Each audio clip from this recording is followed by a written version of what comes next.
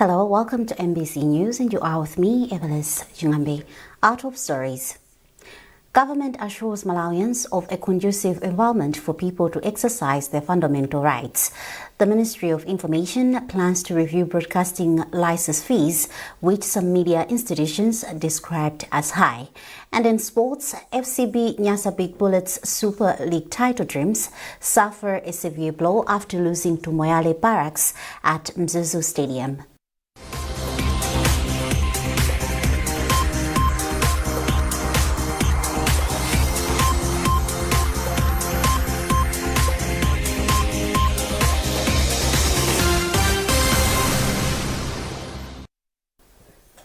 Thank you for joining us. Now the news in detail.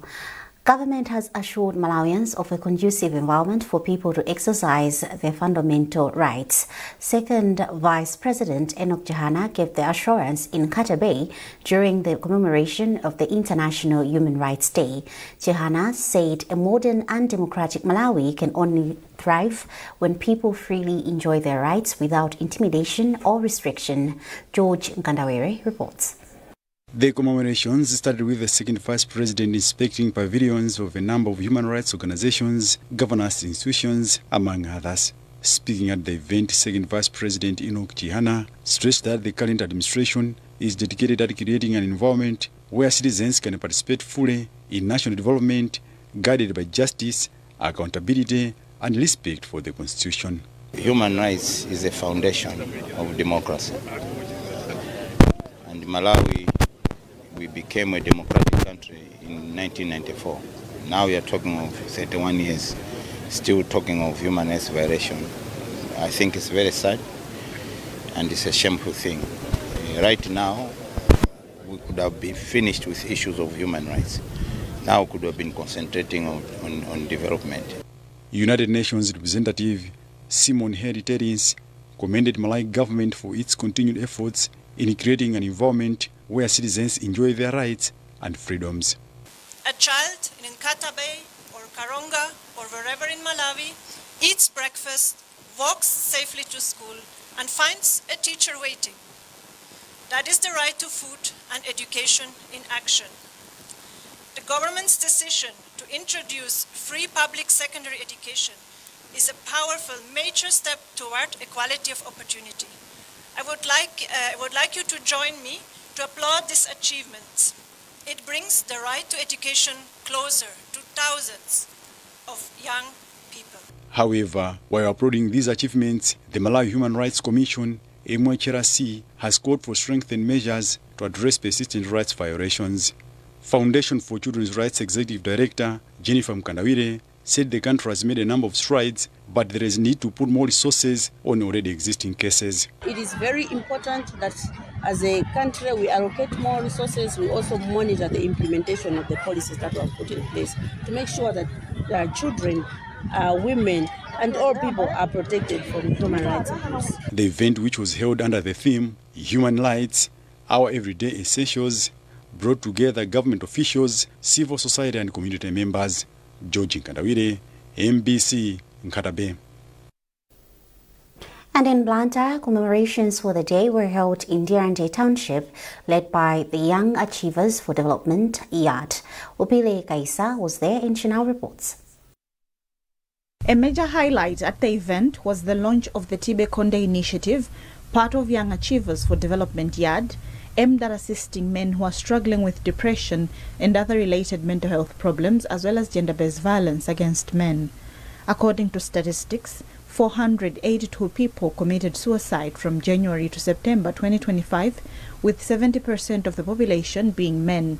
Executive Director for YAD, Jefferson Milanzi, said men are left out in the fight against gender-based violence because they are usually perceived as abusers and not victims. Therefore, Milanzi stressed on the need to reach out to men by providing them with a platform to voice out their concerns, hence the launch of the initiative. Tibe Konde started with my own experience. I went through some kind of depression. It was so bad, it was so hard. So after I survived, I looked back and said how many men are struggling and they have nowhere to go. So I decided to come up with an initiative that will create a platform and a space for men to open up, to come forward, to say, this is what I'm going through, how best can we handle it. Guest of honor at the event, Apostle Timothy Koviwa, Chief Advisor to the President on Religious Affairs, called upon faith leaders, government institutions, civil society and communities to unite and reverse the trend. Men must accept that they need help.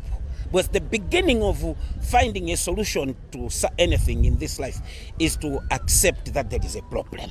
So men are dying, leaving children, leaving families, leaving communities broken on simple matters. Sometimes a simple disagreement, a marital disagreement, you find someone has committed suicide. Superintendent Rebecca Ndilande of Ndirande Police assured the public of privacy when handling sensitive matters, urging people to not feel ashamed in reporting whatever they are going through.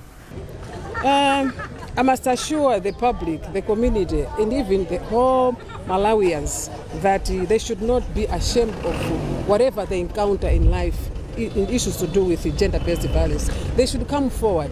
We are a free people, we are a free police. We will keep the confidential, the confidentiality. We will take care of whatever they encounter, and then we'll keep secret. The day also comes as the 2025 global campaign of 16 days of activism against gender-based violence concludes. This year's International Human Rights Day is being commemorated under the theme, Human Rights, Our Everyday Essentials. Upile Kaisa, MPC News, Blantyre. Government has reaffirmed its commitment to providing a conducive civic space through mutual relationship with human rights groups as a way of upholding rights of the citizenry.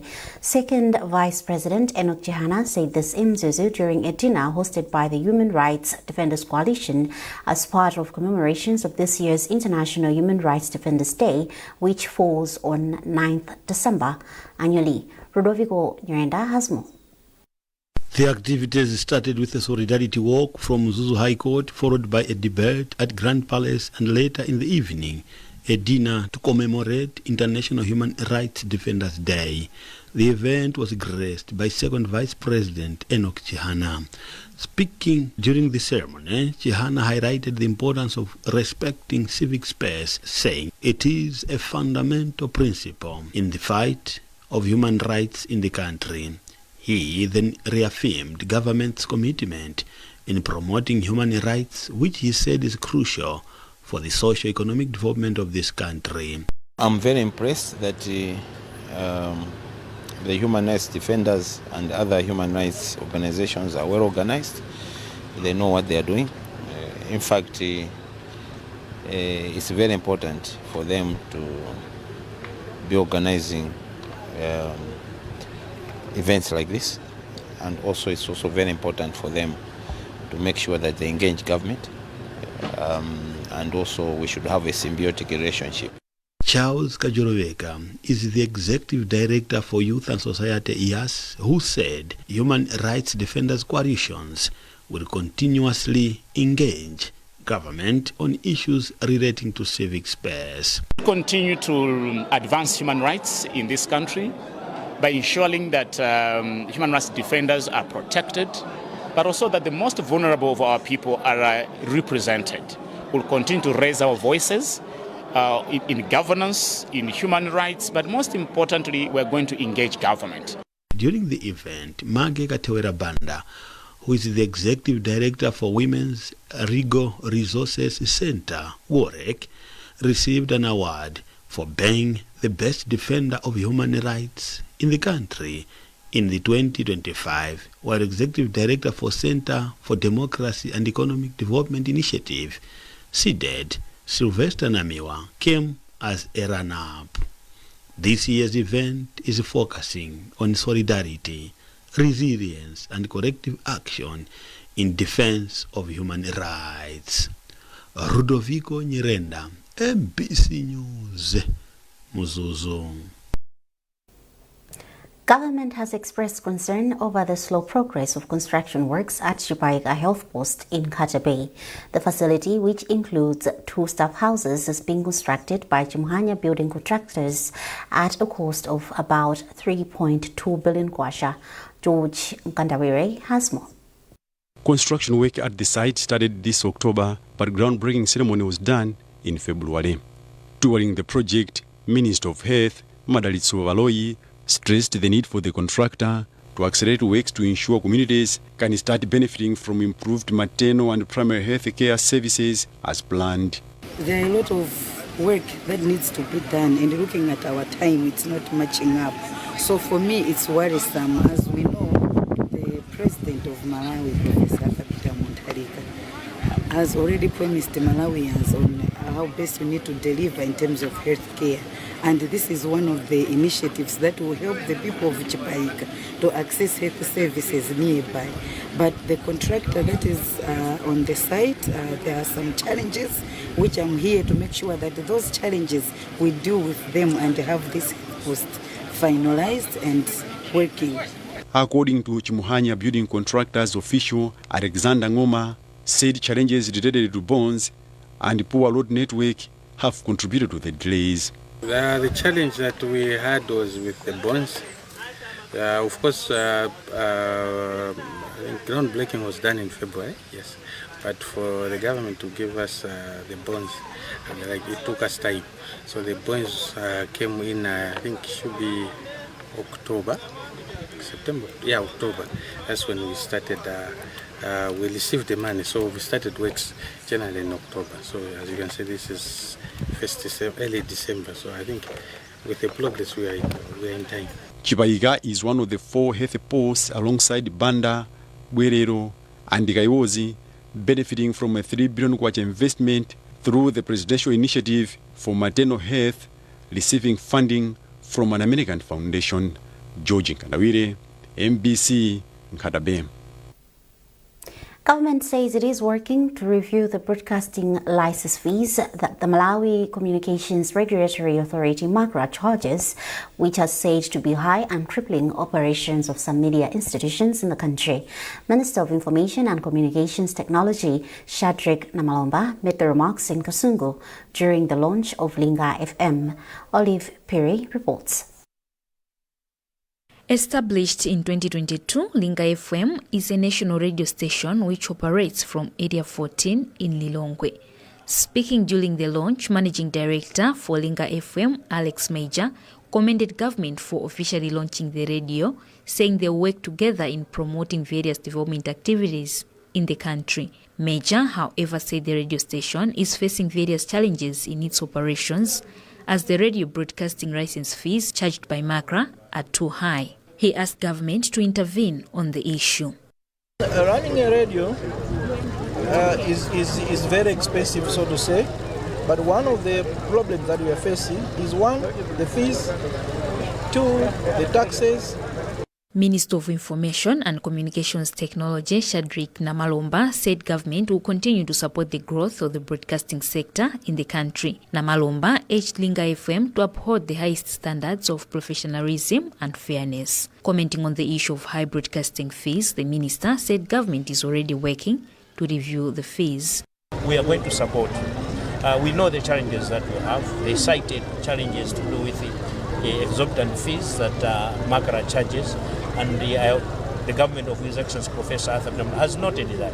And right away, a review process is ongoing. We are reviewing the fees and hoping that the fees will go down. The official launch of Linga FM took place in Linga village in Kasungu, where the name of the radio station comes from. The managing director of the radio says this is one way of giving back to the community and make residents feel a sense of ownership. Olive Piri, MBC News, Kasungu.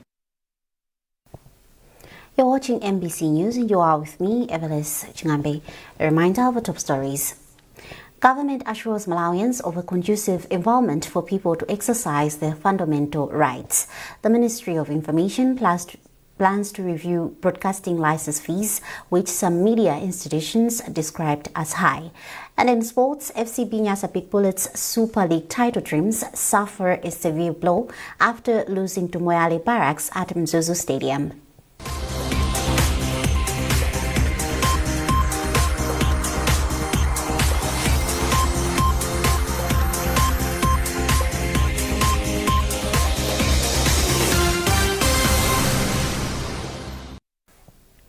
Welcome back. Malawi has been tipped to invest more in coffee value chain in order to compete and satisfy the international market demand. United Nations Industrial Development Organization, UNIDO National Focal Point for Malawi, Professor Henry Mlozapanda, was speaking in Mzuzu during the Coffee Investment Symposium, focusing on the coffee farmer. Alex Mangosi reports.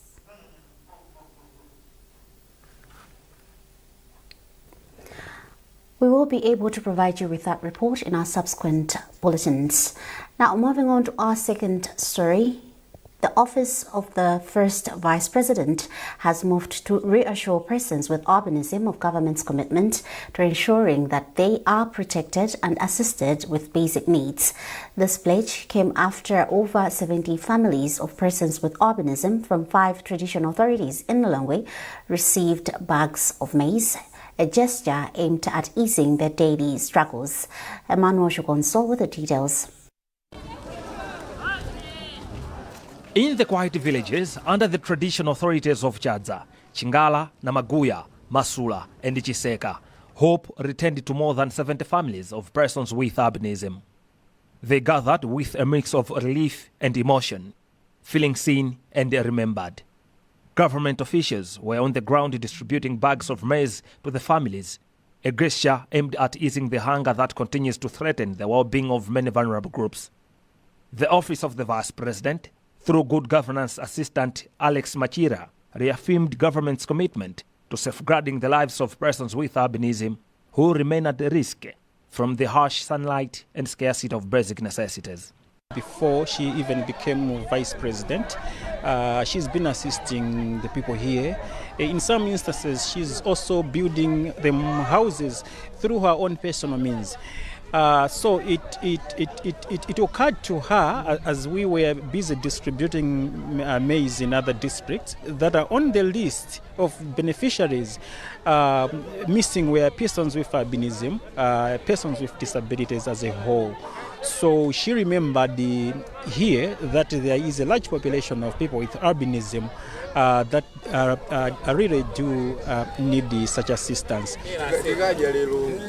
Representing the Association of Persons with Albinism in Malawi, APAM chairperson Henry Bauti welcomed the support. He also pointed out that while food is essential, true protection goes beyond maize. It involves respect, security, and consistent government action. To say the truth, for us to find daily food was a challenge. We were surviving through pieceworks on other people's farms.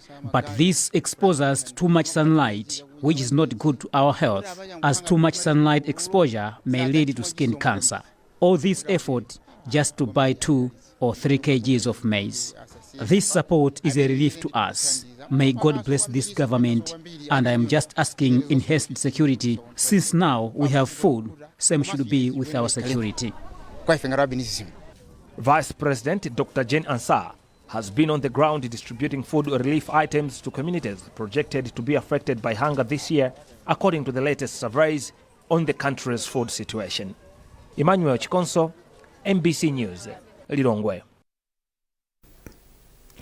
Inspector General of Malawi Police Richard Lohanga has challenged police officers to restore and build trust with communities in order to effectively provide security solutions and combat incidents of mob justice. Lohanga also urged the officers to implement effective strategies to address and curb the widespread occurrences of mob justice. We have a report. Lohanga declared the concentration of officers in major stations and advocated for their redeployment to rural and undeserved areas. He then urged them to take an active role in reaching out and serving communities by providing security solutions. The Inspector General further emphasized that officers should always maintain good relationships with the public so they can effectively carry out their duties of protecting property, lives, and upholding lawful behavior among citizens. We belong to the people. So one of my top priorities as the Inspector General is to make sure that I take the police officers out of their offices, I take the police officers out of wherever they are to go to the communities and save the communities. So you could hear in that I was encouraging them to say, can we go back to the people?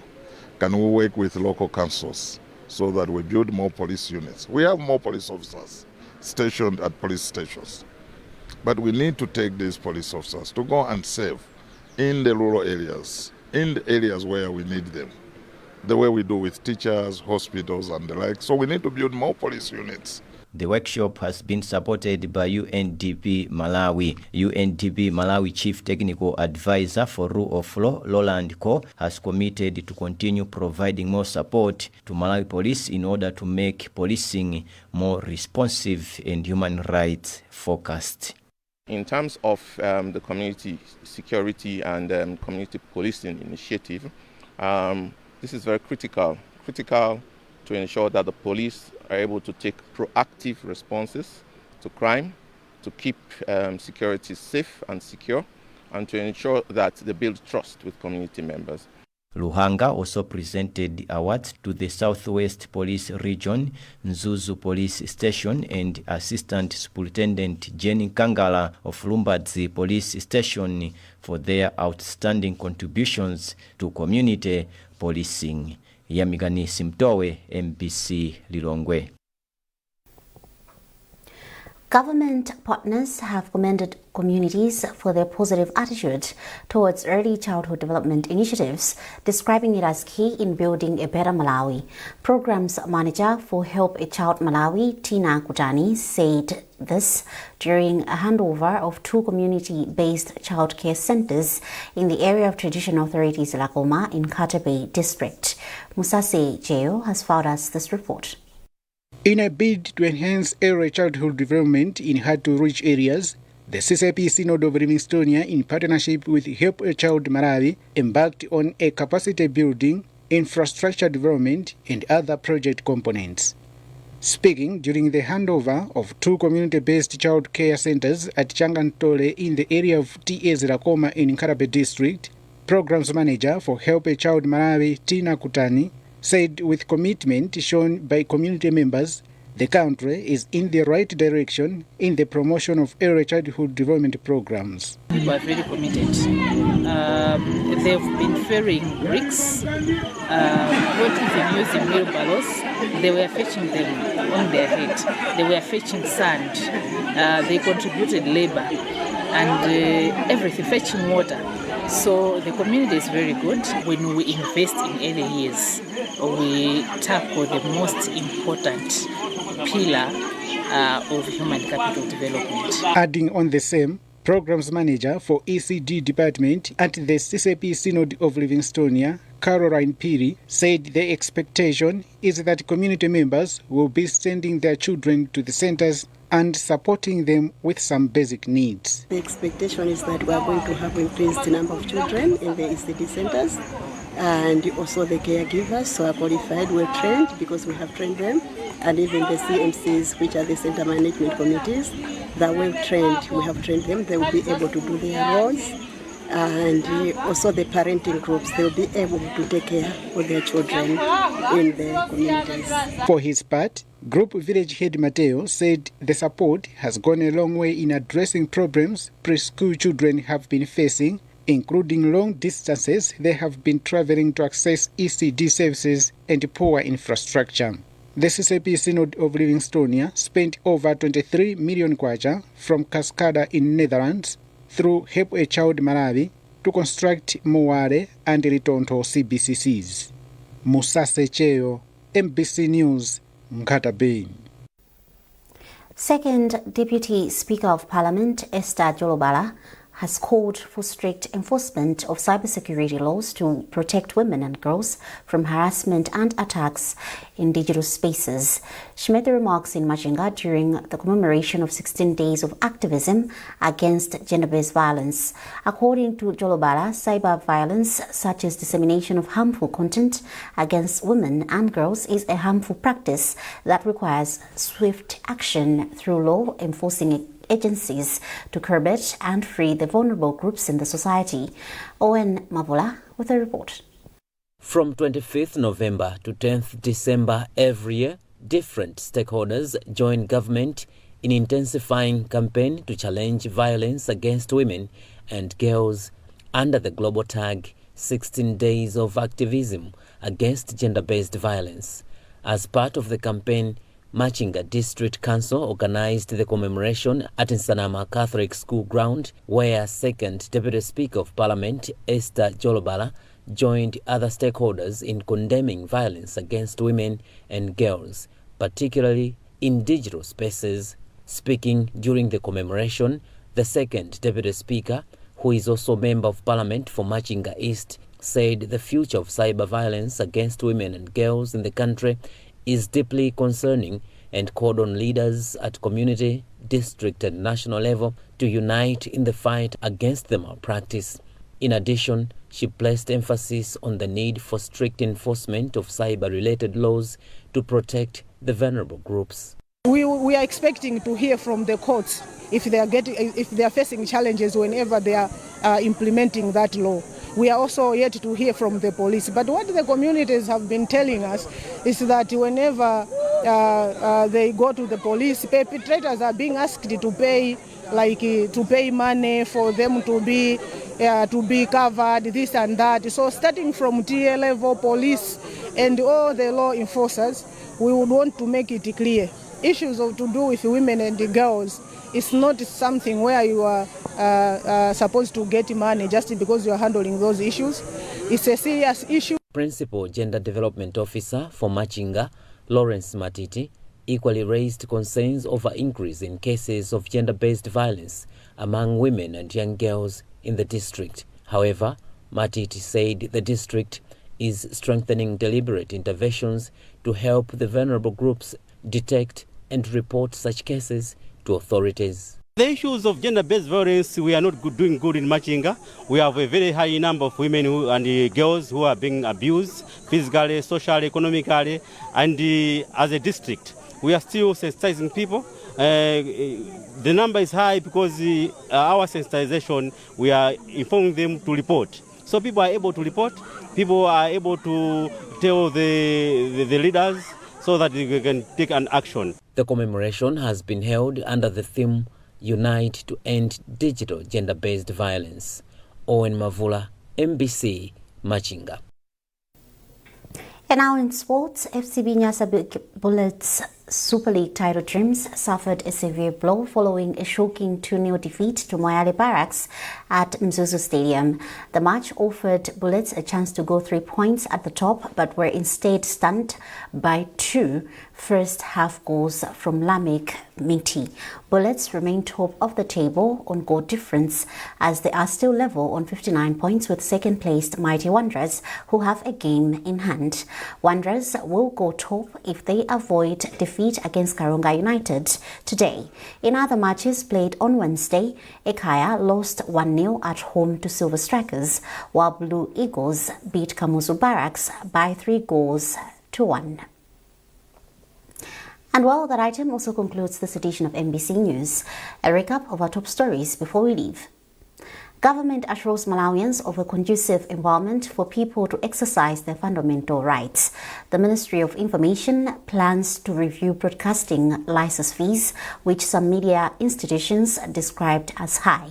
And in sports, FCB Nyasa Big Bullets Super League title dreams have suffered a severe blow after losing to Moyale Barracks at Mzuzu Stadium. For more on these and other stories, scan the QR code at the top right corner of your TV screen. You have been with me, Evelis Chingambe. Thanks for watching and good morning.